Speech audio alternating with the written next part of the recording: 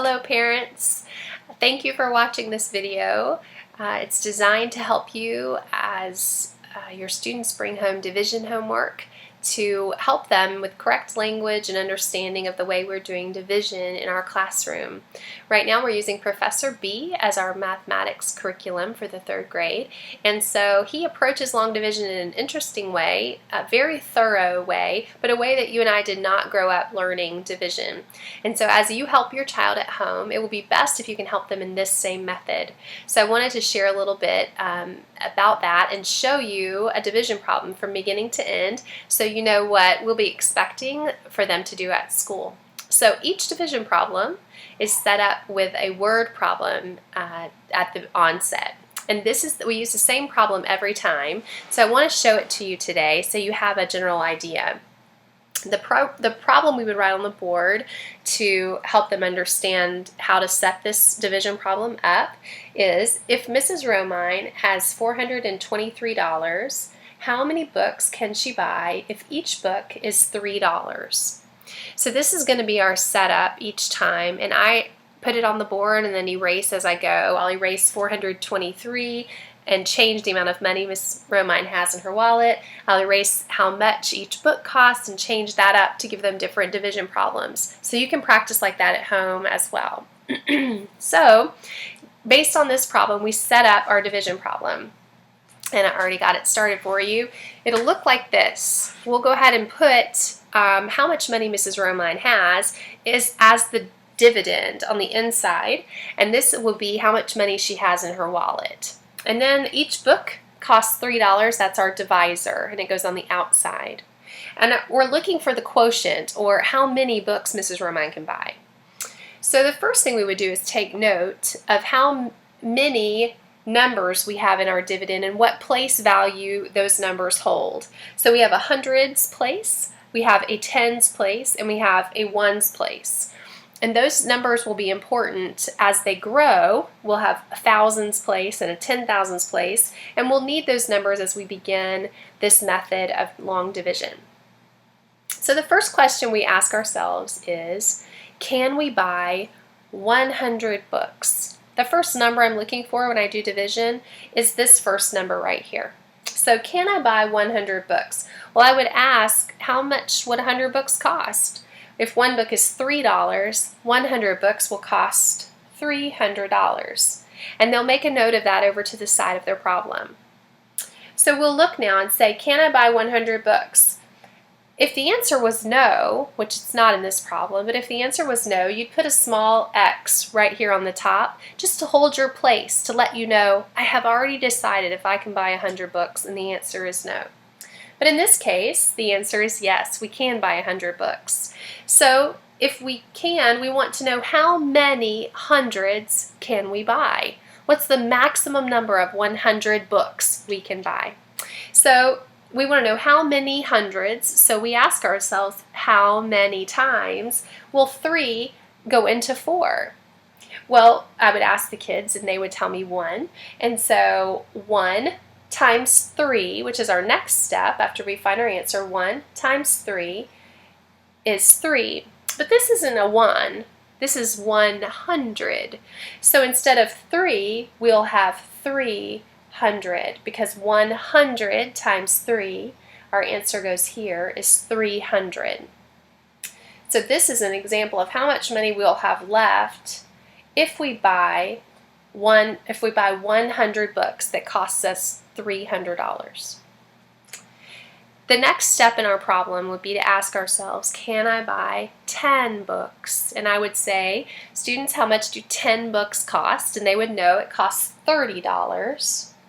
And we look in our wallet to see how much we have left. We've bought 100 books, and now we have left $123 in our wallet. So we have 30, so we can buy 10 books. So now how many 10s can we buy? So we say, how many times will 3 come out of 1? Well, it won't. What about 3 out of 12? Well, they would know that that would come out 4 times or go in. You could say either one. How many times does 3 come out of 12? Or how many times does 3 go into 12? Whichever makes more sense for their in their minds. So in this case, it would be 4. 3 would go into 12 4 times. 4 times 3 would be 12. Now, you're going to put the 12 under the 12 because that's what you just learned, that 3 goes into 12 4 times. So 4 times 3 is 12. But this isn't 4, it's 40. So we're going to add a 0 because 40 times 3 is 120. We'll subtract this, and we've now just bought 4 tens, or 40 books, for $120, which leaves us with $3 left in our wallet. Well, Miss Romine has $3 left in her wallet. So now the last question is, can I buy 1 book? Well, 1 book costs $3, and we have $3 left in our wallet.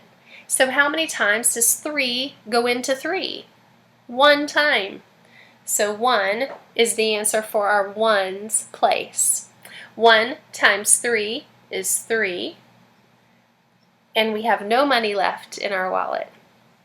Now, we're going to check our division problems each time, and we check it by using our quotient and our divisor. So it looks a little bit like this. Let's see, I'll put it over here. 141 is our quotient times 3, which is our divisor. Now, I was telling a student yesterday that this is actually the reverse of the problem you just did. If I said Mrs. Romine is buying 141 books at $3 each, what is their cost? This is how you would set up that word problem. Up here we said Mrs. Romine has $423. The books cost $3. How many can she buy? We were looking for the other number. So this is what we would call the reverse of the division problem. The multiplication is the reverse of the division problem. Sorry, this is like my 4th take. Okay, so now for the check, we continue to multiply to see if our number matches. So 3 times 1 would give us 3. 3 times 4 is 12. And then 3 plus 1 is 423. So our number matches our dividend, and we know that our answer is correct. If we had an amount left over in our wallet, we would add it now so that we could see the total, and then this number would match our number up here. Now, the trickiest part for us is that we did not learn division like this. We didn't learn that. We just learned 1 times 3 is 3, and we did that subtraction, but we didn't consider that this was actually 100 that we were multiplying by. So that's part of what's the most different based on the way you and I learned division. And so if you can just help with that language as your students bring homework home, that would be most helpful. One of the things I've noticed in the last couple of days is that they're not always looking for the maximum number of times. For instance, right in this section right here, it might be that they say that 3 goes into 12 3 times, and put a 3 up here, and 3 times 3 would give them 9, or 90. Now, that's true, 3 does go into 12 3 times, but it will go in another time.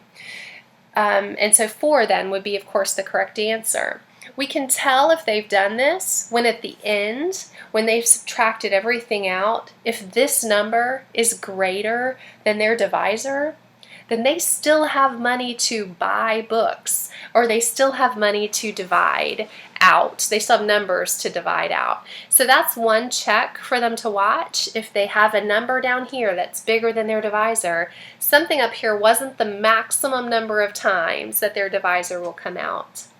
If their check doesn't work out, I've been encouraging them to first check and see if they have a remainder that maybe they forgot to add to the bottom.